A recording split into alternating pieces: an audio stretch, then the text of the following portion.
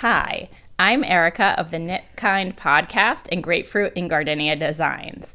I have a special guest with me today, and your name is? Ben. Hello. And we decided to record. This is the first day of school vacation, and we will tell you why in a minute, but we decided to record a really quick little video about knitted toys today in advance of Christmas for those who celebrate and really any occasion where you might be making something for a little person or someone who likes little knitted toys any time of the year. Remember I bought 2 crocheted toys? I bought 2. Yes, and a couple of crocheted. Yeah. And a couple of otherwise handmade but not necessarily knitted, right? Like this crocheted bee I bought. Yes, okay. It's quite beautiful actually. It is quite Super beautiful. cute. Okay. All right. So let's tell you a little bit about that. But first, a reminder that if you do like this podcast, what do we do? Like and subscribe. Like and subscribe. It will help other handmade crafters find us, whether it's primarily knitting for us, but also maybe some crochet. Today we're going to have a little bit of sewing, which is not my thing at all, but maybe someday. Is this sewing? Yeah, that's, yeah. A little bit of sewing. It looks kind of like tiny knitting to me. And you can find me on Ravelry as NittyElf40, where you will also find a link to my Ravelry store with my original patterns. So let's start. We're going to start. Well, hang on. He's getting very excited. We're going to get there, okay? We're going to start today with, what are you wearing, Ben? I am wearing Marshland by Marshland by Tin Can Knits. I almost said toucan. It is knitted in Green Mountain Spinnery wool, with a couple of exceptions. The orange in here is by On the Round, Rachel, a hand dyer in Maine, and there's a little bit of Malabrigo in there too, just to have a full color palette. Many of you will remember, deep in the pandemic, you weren't always sure what wools to get, what fiber to put together. You just kind of knitted to get through it. That was me. That's when we made this sweater. We made it when you were, I think, 4, maybe 5, and we made a size 6 to 8, so it would last. So it has lasted. We're going to get there. We're going to get there. And my sweater is Baccarat Banque by Espace Tricot, and specifically Stephanie Earp did this design. It is available on Ravelry. I did some modifications. I did my own color palette. This is all Green Mountain Spinnery, which this is probably, I don't know, it's hard to choose, but this might be my favorite sweater. I love it. If you can see that they have like literally all the same colors, it's because I think if I remember, my mom made it with the extras for my sweater. And then I ordered some more. So anyway, these are not quite matchy-matchy. You said so. I said so. I said so. These are not totally matchy-matchy, but complementary sweaters. And I will say, if I didn't say this in another episode, if you ever want to feel like $1 million for being a hand knitter or a knitter, go to Vermont and walk around. Everybody will ask you, did you make your sweater? Mm-hmm. Mm-hmm. That happened to me all the time. And then they'll stop you and want to chat about it. So shout out to Vermont and Vermonters for appreciating sweaters, hand knit, and wool. Okay, so let's jump in today. Sheep. And sheep, of course. So what got us started with wanting to record this today is that for anyone who knows me, I am not someone who gets great joy from knitting toys. There is usually only one person I will knit toys for. That's me. And it's because of the love with which they are received and treated on the other end. But I've had one knitted toy in my queue for a while, and it's called the Scandi bear, and this is going to be the end result. We'll talk about the Scandi bear in a second. As you can see, it has a little bit of felt on its nose, so it's kind of like mixed media. And what? Yeah. And there are all different ways people have made them. Like to do different colors for the noses. Sometimes they don't even do those little things. And yesterday we had to go get the felt. Yeah. Because I didn't have the right color felt. Very happy about that. But then you came around. So Scandi Bear is a pattern by Debra Gorman. It is available in Ravelry. And her design store is French Lavender Home Ravelry store. This pattern was from 2022. And a couple things I loved about it. Obviously, toys, you have flexibility with gauge and the weight of yarn you use, etc. But what I liked is it looked pretty easy. It's really like a pocket toy or a hand toy. Yeah. So can I grab it to talk so about? basically, it's basically for they did like a cylinder. I mean, like oval kind of shape. Yeah. Did some detailing for the legs. Added arms and ears. Right. Did face, and you're pretty much done. Right. So as opposed to some of the toys we're going to talk about, this one is pretty straightforward. Like this toy, it's my favorite toy. Yeah, we're going to get there in a second. So the thing about this one is it's largely knitted in one piece, largely the body. Now the pattern is knitted flat, and I did knit this first one flat. But then I have now knitted a second one, except for one arm. It's over drying in the other room. Mm-hmm. And that one I knitted in the round. So I will report back if after I do that one and finish it, I think there's any advantages to knitting the body flat. But in the meantime, I did knit this one flat. I seamed it up the back. It's not perfect. It's kind of a little bit more glaring on here. In person, it's, the head there, I think it seamed pretty well. The sweater, I will admit, I did not seam it in blue. It would look a little bit better if I seamed it in blue as well. But what I knitted it in, the body is a yarn that is a blend of alpaca, wool, and I believe a little bit of acrylic. The sweater is in Debbie Bliss Cashmerino, so it's really soft. And the face is felted. Uh-oh, he's home. Dad. We're going to have to say, Dad, we're podcasting. We could cut that out. I think he'll be quiet. So that's what this one is made out of. And the reason is I, who am not a toy knitter, got the bug a couple of days before Christmas to make some of these. And I just did it. I don't know exactly why, but I didn't feel like casting on a sweater for myself. I had just made a bunch of hats and just decided I really wanted to make some toys, and this Scandi bear, which was very simple, looked like a fun one to do. Don't put your feet on there because it's moving the camera, see? Then we'll be all shaky, right? Okay, so Scandi bear pattern by Debra Gorman. And when we have another one to show, we'll see if we can get a picture of them together. Debra Gorman. It says Debra Gorman. Yeah. I know. Okay, so while we were doing this, we thought we'd say, why do people who maybe don't love knitting toys do it? And it's because, how much do you love your knitted toys? And what toys do you always choose to bring when it's stuffed animal day at school? Oh, let me just go get them. Okay. This is my mom's first toy. It is named Chippy, and we have the pattern for. Hold up, Chippy. I'll take care of for him right Can you hold him up to the here. camera? And one of the things that makes him extra special for me is that he actually came out too big. He was originally supposed to be like this big. So, which isn't actually the size of my head. It's like this. hey, this is the microphone over here. Yeah. I know that's the microphone. Yeah. So this is like too oversized, but I like that oversized. I make him special. Yeah. That makes him special. So why did we originally make Chippy? We did it. What was the inspiration? Well. Wait a minute, come back. At our old house, We had a bunch of chipmunks. We named one of them Chippy. Mm-hmm. He used to come up on the porch with us. Mm-hmm. And then when you were 4 years old, We moved. we moved. And you were super sad to leave Chippy, right? Well, Chippy actually came. Oh, Chippy came. He tunneled all the way from our old house to our because new there's a house. Chippy-style tunnel in the backyard, and it's very suspicious. But before we knew he was going to do that, what happened? We made a Chippy stuffed We animal. made a Chippy stuffed animal. You were sad to leave him, and I said, well, let's make a knitted Chippy. And then we looked everywhere for a pattern. We had a really hard time finding a pattern we loved, right?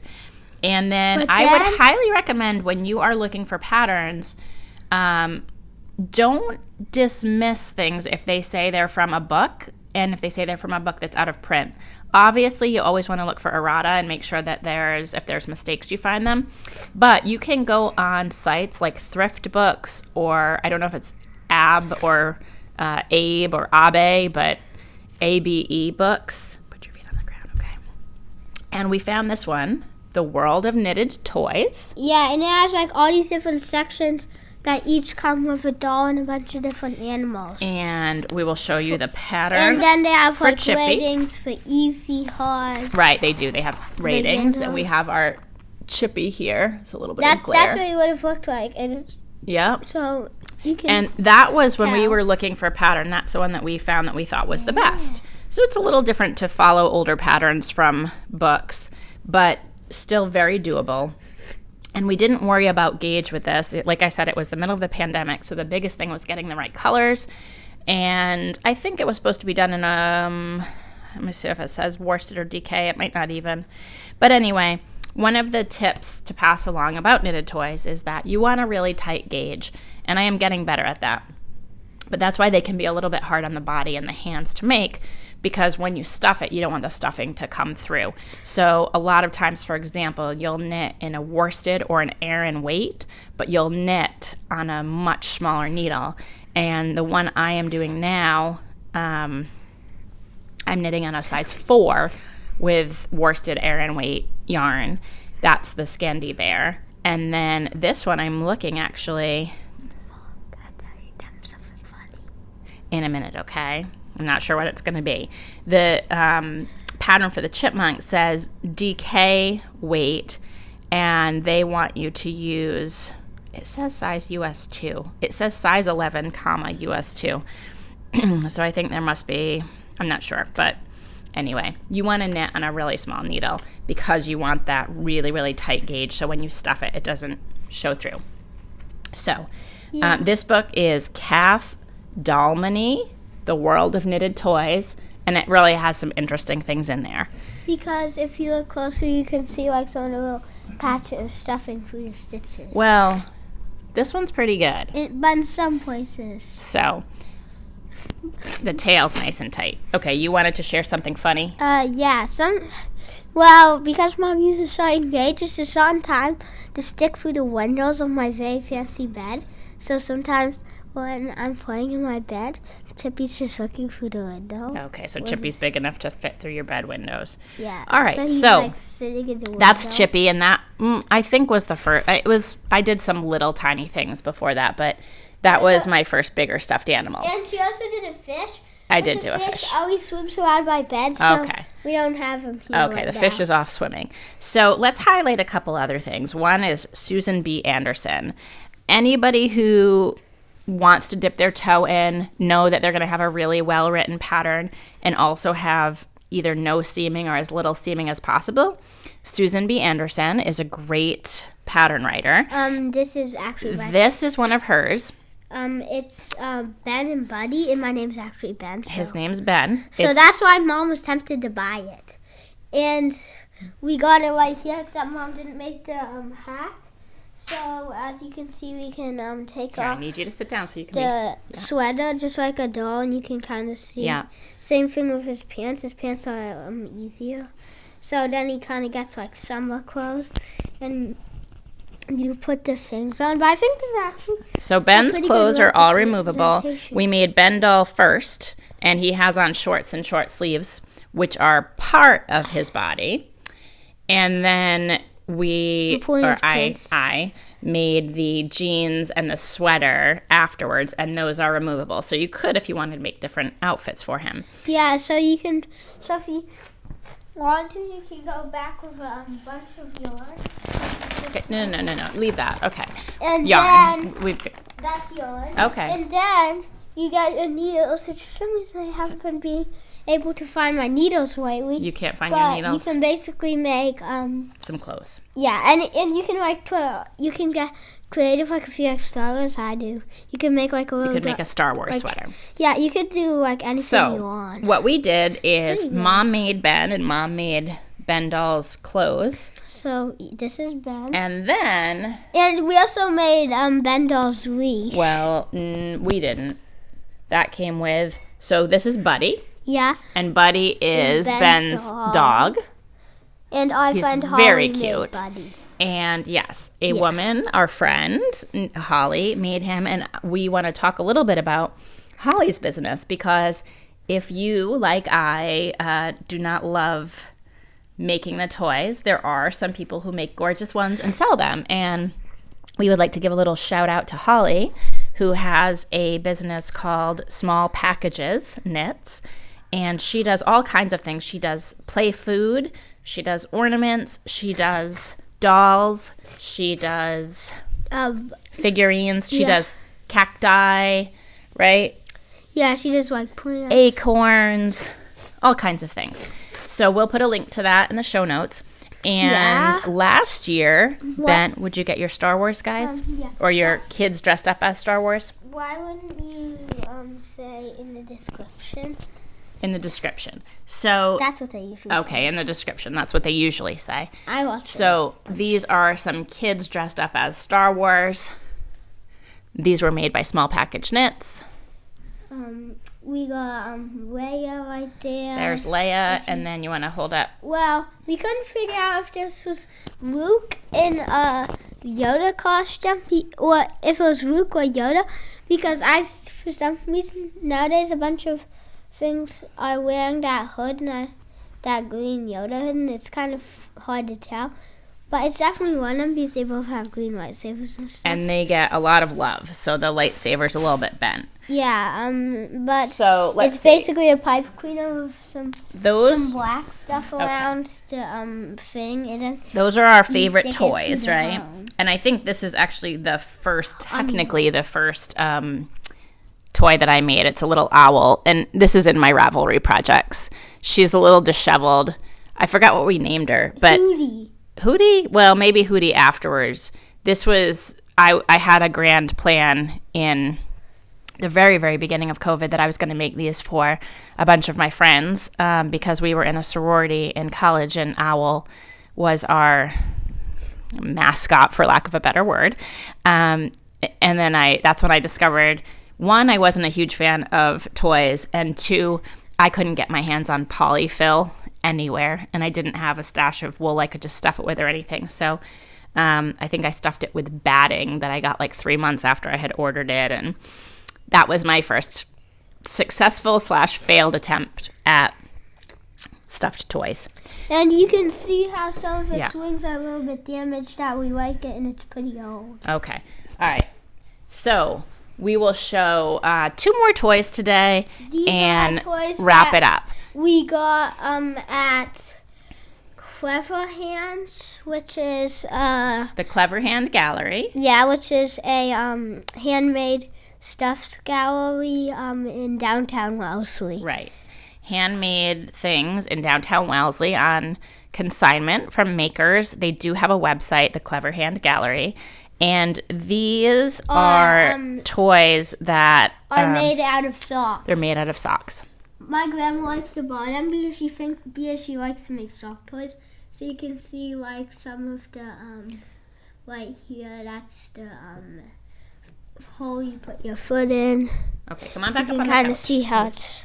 So I think that this one Santa brought you. I think this was hanging out of your Christmas stocking that year. Yeah. So these are all. And then this is my This is Buster Brackets. Yeah. Because Ben won part of our March Madness pool one year for the upsets. I won it for the family. So I won it in the family. You were the highest score in the family. So these are really well made and adorable, and you can get them at the Clever Hand Gallery.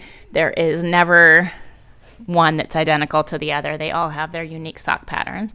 And then Benjamin is a very eager shopper when he goes to craft shows. So I'm going to. So you show these two. The last two. Okay. There's actually an octopus. Let me go. No, oh, that's okay. You know what? We're just gonna finish because he's not here right now. So there's an octopus that's yellow. Yeah. And I didn't name any of these yet. They're so new. And this is a pumpkin that I got as a prize at the craft show. I can't remember what I did. I think you got the most eager shopper of the day award. Oh yeah. So I got this little cute pumpkin, And as you can see, its eyes are like a different material, and that's actually super cool. So it's a fun little plushie. So this was the bee you picked out first. Yep. I liked it because of how it's... You got to sit so they can see. When you focus on it, you kind of see like all the little hairs. And when you focus on just the eyes and the hairs, it looks so cute. Mm-hmm. And I also like to play with it. So what would your advice be? It's one of my favorite cuddlies. What would your advice be to people who knit or crochet or sew of how they could pick out a pattern that either a little person or an adult would really cherish to have forever? Well, you want, because one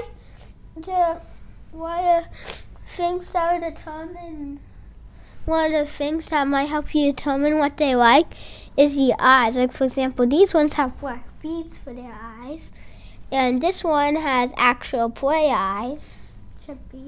And Scandi Bear has stitched eyes. Just like Benny. Just like Ben doll. Okay, so the eyes. And these ones have like little... Also stitched. Like kind of different stitched eyes. So it sounds like... And you can like make customized. Okay. So the way that you look at them with the eyes plays a big role. Okay. Another thing is the expression. The eyes and the expression. Like, Yes, Leo has got a little smile on his face there. And sometimes they don't have mouths. Right. That's something that you could do to not have a mouth when you want like an extra cue. Okay. Because then you kind of focus on like the eyes and all the little each little fiber coming out, and that's kind of one of the things that can make them cute. And sometimes people when they do animals, you can sometimes do those dots for the mouths. Okay. Can, so thank you so much for that tip, because it sounds like one thing that's really important is having the right expression on the face of the animal. Yeah. Like, for example, for this, Mom had a choice if you want to make like an animal face or a smiley face. Oh. So you can redo whatever you want depending on the person you're making it for. And that's a great tip. You know why? Sometimes when people, including myself, when we get to the end of the knitting or the crochet or the sewing, we really want it to be done, and we try to finish. And you know what? I did the little face on the Scandi Bear a couple different times yesterday to get it just right. And based on what Ben is telling us, it sounds like that's the right way to go, because when you do all that work for your stuffy... It's supposed to be the face, like, for example... I think we got it, okay? Let's sit back down and finish up. Like, for example, sometimes me and my friends draw pictures, and usually the ones that are cutest are the ones that have, these are eyes that I don't think you can add to knitted things, but just for an example where you would do like the two little dots. Yeah. Draw a circle and kind of, like, usually the ones that have that eyes are like cuter, so the like face and the expression is probably what makes us like them. So when we're picking out one at a craft fair, what kind of face do you not want to get? Make the face. Like... Oh, yeah. You definitely don't want an animal that's like this. Yeah, and you don't want... No. I'm not very good at frowning. Yeah. Because usually like, I don't actually frown, but you don't want like... You don't want one frowning.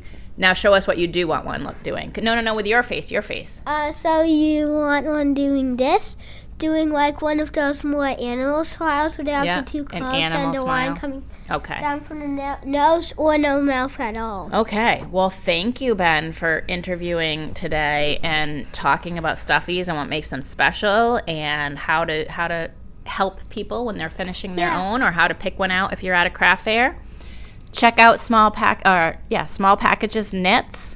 Check out some of those Susan B. Anderson, or some of the books, or the Scandi Bear.